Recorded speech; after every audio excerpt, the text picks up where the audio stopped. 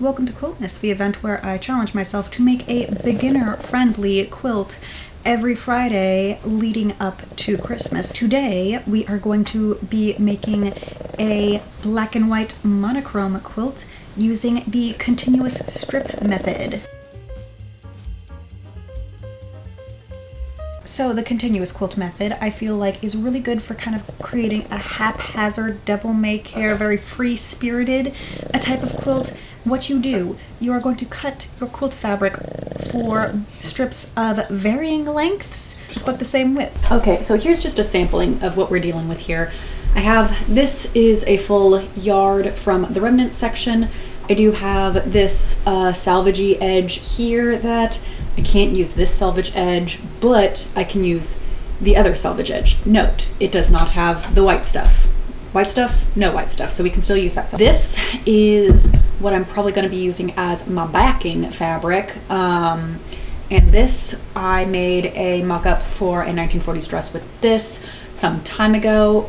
iCard somewhere. And I have a little bit of this fabric as well. I have my ruler that is 4 inches across. I'm going to use the 4-inch side to make a bunch of 4-inch wide rectangles of varying length. The intent behind Quilt-mas is to have a variety of different easy kinds of quilts, and hopefully if I'm winging it, that means that somebody can recreate one of these pretty easily. First step is to iron. All right, I have this section of fabric ironed out. I have a rotor cutter, I have a self-healing mat. You do not have to use these, but boy howdy, it sure is easier this way.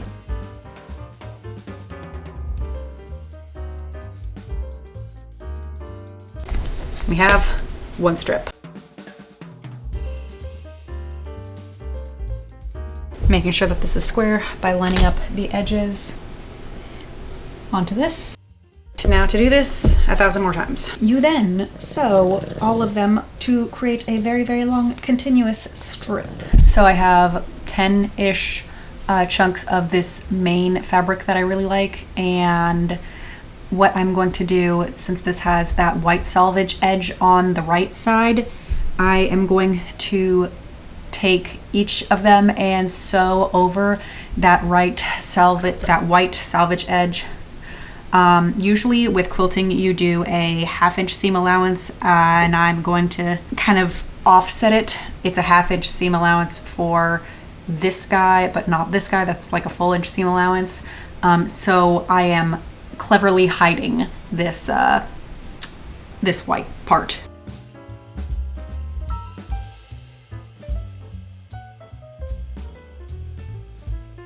About 5 minutes later, all the whites are hidden in the seam allowance. All right, all our strips are detached, and I have this fabric. I'm going to take the other end with the salvage. This is the salvage at the other end. As you can see, it's still black though. So I'm going to attach this to this end of the salvage and see what strip lengths we get out of that.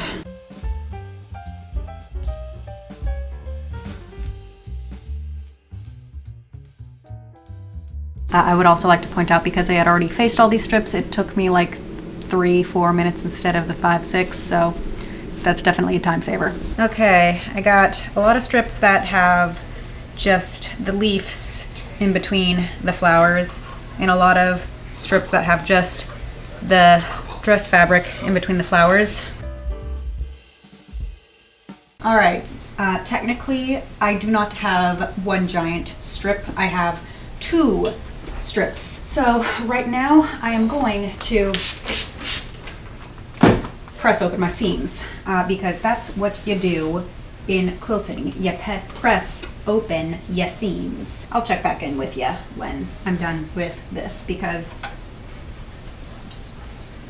80 to 90% of sewing is ironing. You then cut the 1 very long strip into smaller strips of the exact length that you want the width of your quilt to be. Alrighty, so I'm going to measure out the width by having my backing fabric right here.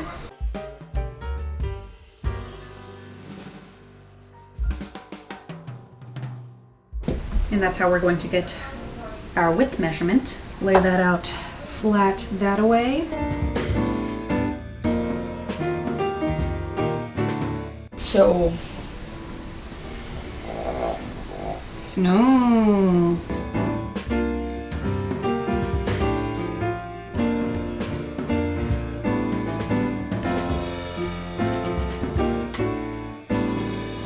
And then sew those previously long, now shorter strips together into your quilt shape.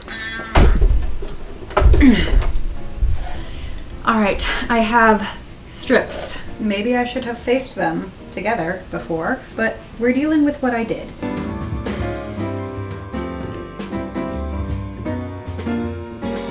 Is the camera still orange? No, the camera's not still orange.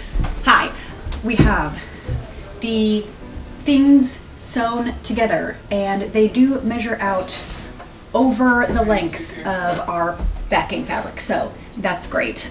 We're going to iron this out to the pressing so it is laying flat. Then we are going to figure out the batting and then the binding. Yep, 90% of sewing is ironing.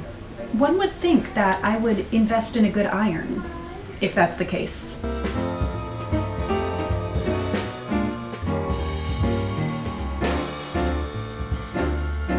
Thrifted quilt batting as usual. This has a weird tear right here. I don't know if that was just I thrifted it like that or if I accidentally did that thinking that it was not quilt batting but just regular polyfill. Don't know.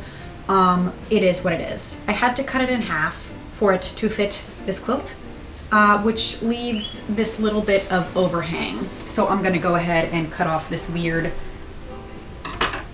just the weird bit. That's what we're gonna call it, the weird bit. I'm just sewing straight down the stripes at this point. It's adding a little bit of puff, a little bit of dimension.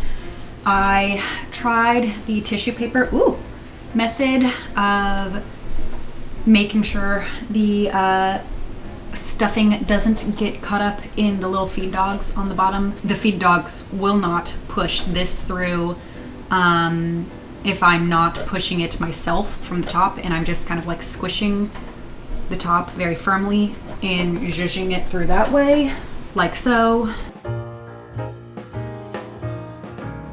And I am currently doing the stitch in the ditch. Here's the stripe, here's the stripe, here's the stitch in the ditch. We are stitching right between those two stripes. Did I say that I did the tissue paper method and it was okay? Like, the batting isn't getting caught in the feed dogs without the tissue paper, but if your machine, if the batting does get caught in the feed dogs, then the tissue paper would probably work. You might notice that I'm getting this all squished in together without the back. Yeah, that's an intentional design choice. I just felt like the backing fabric, I'm just going to put it on with, it's not bias tape because it's straight, just hemming tape. I'm gonna try the hemming tape method.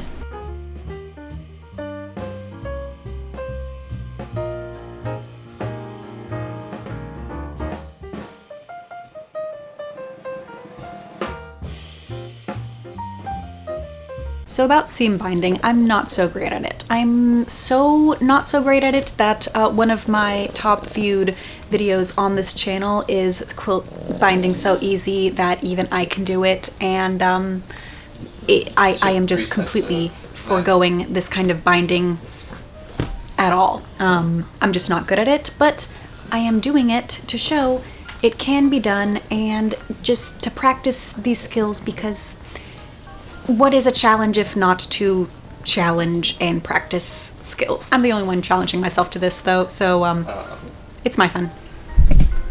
I'm orange again. It does not want me to not be orange. Okay, so I cut out a 3-inch strip of fabric, sewed it together where it needed to be sewn together to make a very long, unnecessarily long, continuous strip of 3-inch fabric. Ironed those joints open flat and ironed down one side. Okay, so here's my quilt. This is sandwiched. I'm going to sew this together right this way around. When we get to a corner, I'm going to stop about a ½ inch away, then do the 90-degree angle turn on this to do the miter corner.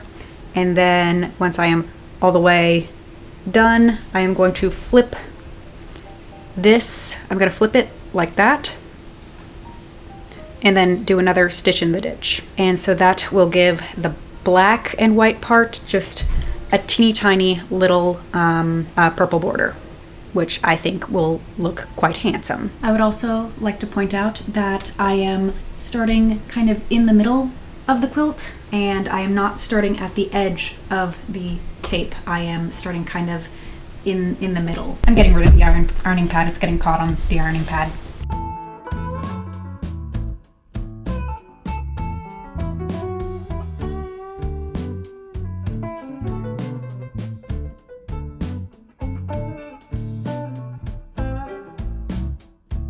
I am not going to be able to steal my blanket back from Erwin, but when the camera rudely cut off, I was in the process of sewing the binding down right sides together on the black side.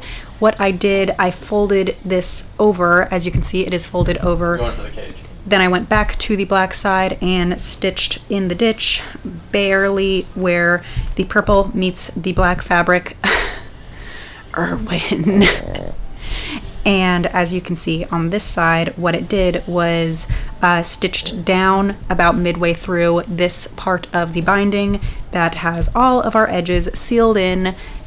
And oh my goodness, Erwin, am I just disturbing you? So this is what my corners look like. As you can see, it's not perfectly mitered. I did screw it up a little bit. I would definitely suggest looking at a couple videos from people who are a lot more experienced. This is the back side. It looks a little bit more correctly mitered on the back side, but yes, not entirely. And if your corners look like this, it's a learning process. You're still learning, and if somebody wants to criticize you for your corners still looking like this, then they don't deserve your lovely handmade gift. Erwin has very much claimed this blanket. This is his now. As you can see, the stitching in the ditch between the individual stripes helps break them up into like that little bit more quilty, pillowy texture. It helps make it look a little bit more intentionally chaotic, organic, that kind of thing. And I think that this technique really works on a monochrome quilt like this black and white one. I can also see it working really well with like different shades of pinks or reds or something like that, but that's just my personal taste. So yeah, I personally like this design a lot, and the dogs also like that I have made them a blanket that they can actually cuddle in instead of the knit and crochet blankets that I usually do, which they are not allowed to touch because their little paws get stuck. Lining the black and white quilt with the purple I think works really well, and it ties it in very nicely to the back of the quilt, which has this purple butterfly on it. So I do think that this is very easily recreatable for beginners in quilting. And our next beginner-friendly Quilt-mas quilt is going to be a rainbow quilt where I am going to be using squares, so it's going to look more like that what you think of a traditional quilt with the squares and whatnot. In my fashion sewing videos, I usually do a labor and materials cost breakdown. Since the materials were mostly thrifted, that was about $12, maybe $15 for this quilt, and you may think, wow, this is a really cheap hobby. Well, we put in about 4 or 5 hours of work, so say 5 hours at $20 an hour, this is a $100 quilt. Are you gonna be cozy and do the satchel with me? Yeah, you can see tiny little bit of pug head right there. But if you enjoyed this kind of chaotic, crafty content, there should be a playlist here. I also usually do vintage sewing as well, in case you're interested in that.